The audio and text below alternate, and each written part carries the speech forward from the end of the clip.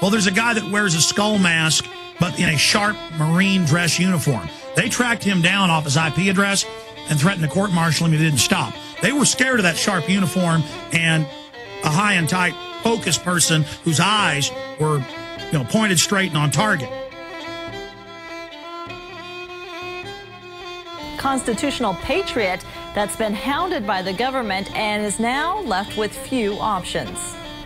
Online, Charles Dyer is known as July4Patriot. Thousands view his videos and anti-government messages. They're already desperate to keep us from fighting back.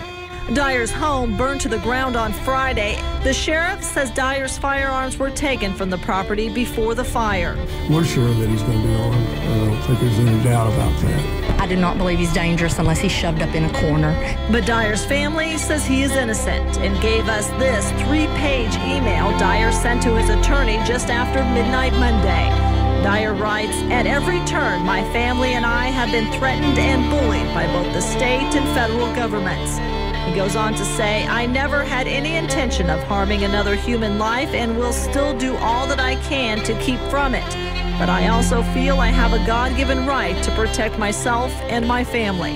If you see this, Charlie, we want you to come home. You need to come home and finish the case.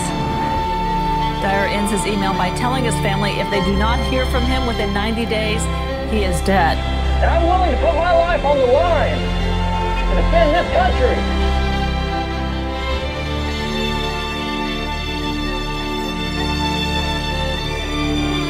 My name is Sergeant Charles Dyer. I'm an oath keeper of the 1st Light Armored Reconnaissance Battalion out of Camp Pendleton, California. I absolutely could not, I can't imagine that we're living in a times where I have to worry about having to confiscate the weapons from the American people. Is that freedom? It's absolutely not freedom.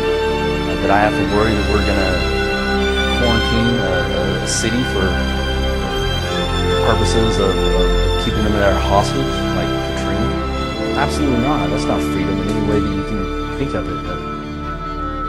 I'm almost speechless whenever I try to talk about this because I can't imagine that we're living in this kind of time. It really bothers me. Absolutely.